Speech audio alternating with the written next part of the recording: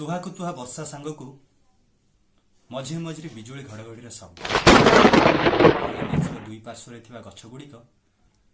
धीरे धीरे आलोकित होता आ से समय मु ऑफिस रु घर को फेरुଥାଏ कहीं के जानी से दिन बहुत विलंब हो जाइथिला कारण मु जने ऑफिस रो पियन बड़ बाबू माने गला परे मु ऑफिस बंद करी आसे से दिन वर्षा छाड़िला परे चारिआड सुनसान हो जाइथिला केवल थिला गोटे रिक्शा आउ से रिक्शा को धरी मु घर को फेरुଥାଏ मु तो बहुत सुरक्षित अवस्था रे थाए किंतु जो रिक्शा वालाटी ता मुहरे वर्षार छिटा सब बेले बाजु थाए तथापि आमे आगु को आगु चली थाउ हल्का हल्का शीतुआ पवन रिक्शार चादर भितर दे देह को शीतई देउଥାଏ तथापि रिक्शा वाला निज जीवन को भूक्षेप न करी रिक्शा आगु चलाउ थाए मु मझिरे पचारिली जे तमर किए छुआ पिला कि स्त्री की अछंती ना ना सी बा क्षीण स्वर कौन कहला मते ठीक से सुभिला हाँ मु खाली एतिकी शुणी जे से कहला बाबू तमे आम घर को चलो सेठी मु तुमको सब कथा कहीदेवी किछि बाट गला परे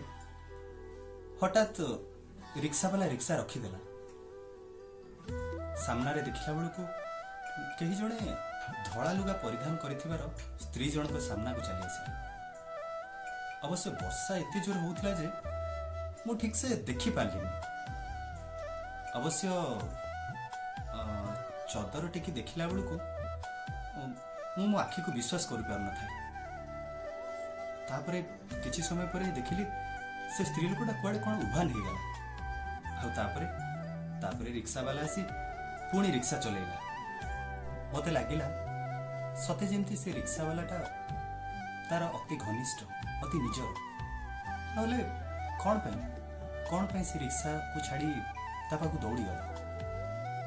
एमती अनेक प्रश्न मो मन रे उंकी मारथिला से रिक्शा वाला आसिले ताको पचारिले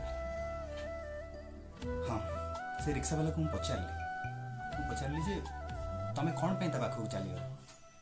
से तुमर कौन हम आउ एते राति जड़े स्त्री लोक से रोड साइड रे कौन पे छिड़ा होता एमती अनेक प्रश्न मुझे पचारि से किछि समय गुम मारी रहिबा परे क्षीण स्वर कहला बाबू तमे आम घर को चलो मु सेठी सबू कथा कहबी आ वर्षा छाड़ला परे मु तुमको नहीं तुम घरे छाड़देवी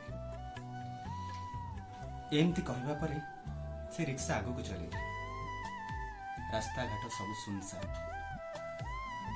लरी गुड़िक एमती जाऊ था जे तार सबू तक पानी छिटा आसी रिक्शा उपरे बाजू था मोर बा कौन जाए आसे मु तो रिक्शार चादर तले था किंतु रिक्शा वाला बा कौन कर सबू तक पंख छिटा आसी ता मुहरे बाजे तापरे घर को केमती जीवी से चिंता मन मोर व्याकुल होता है तथापि आगु को चलू था चारिआड सुनसान किछि बाट गला परे मते लागिला ये होची हमर सुजनपुर बाजार भारी निर्भरशील बाजार ये मते लागिला आउ 7-8 किलोमीटर गला परे आम गाँ बिलासपुर पड़े आउ खंडे बाट गला परे रिक्शा वालार घर पड़िला से ता घर दुआरे रिक्शाटी लगे दे घर भीतर को दौड़ी गला आ घर गोटे छता आनी मते कहला बाबू घर भीतर को चलंतु मु अवश्य ता घर भीतर को गली घर भितर तार गोटे गाउली खट थिला आउ केईटा लुगापटा आ खट पाखक लगी गोटे सुरेईटे थिला किछि समय गला परे से गामुछारे मुह पोछि दे आसी कहला बाबू ए खट उपरे टिके बसी पड़ंतु तापरे मु से खट उपरे बसिली मो मन भितर उंकी मारुथिबा प्रश्न गुडी को मु गोटी उपरे गोटी पचारिली आउ से दिन से जहा कहिथिला से दिन मु भाबिली मनीष जीवन कौन ये मु ताको पचारिली मु कहली अच्छा तमर स्त्री पिला कि अछंती ना नहीं ଏଇଟା ପଚାରିଲା ପରେ ସେ ଭୋ ଭୋ ହିଁ କାନ୍ଦି ପକେଇଲା ଆଉ ମତେ କହିଲା, ବାବୁ ମୋର ସ୍ତ୍ରୀ ଛୁଆ ସମସ୍ତେ ଥିଲେ, କିନ୍ତୁ ଦିନେ ଏମିତି ବାଲିଯାତ୍ରା ଦେଖିବାକୁ ଯାଉଥାଏ। ଖୁସି ବାସିରେ ଫେରିଲା ବେଳକୁ ଗୋଟେ ଲରି ଆସି ଆମକୁ ଧକ୍କା ଦେଲା। ମୋର ତ ହୋଶ ନଥିଲା। 2 ଦିନ ପରେ ଯେତେବେଳେ ଡକ୍ଟରଙ୍କୁ ପଚାରିଲେ, ସେତେବେଳେ ସେ କହିଲେ ମୋ ସ୍ତ୍ରୀ ଆଉ ମୋ କୁନି ଝିଅ ମାମାଲି ଏ ଦୁନିଆ ଛାଡି ଆରପାରିକୁ ଚାଲି ଯାଇଛନ୍ତି। ଶୁଣିଲା ପରେ ମୋ ଆଖିରୁ ଟିକେ ପାଣି ଚାଲି ଆସିଲା। ଆଉ ସେ କହିଲା, ସେଇଦିନ ଠାରୁ ମୋର ଆଉ ନିଜର ବୋଲି କେହି ନାହାନ୍ତି।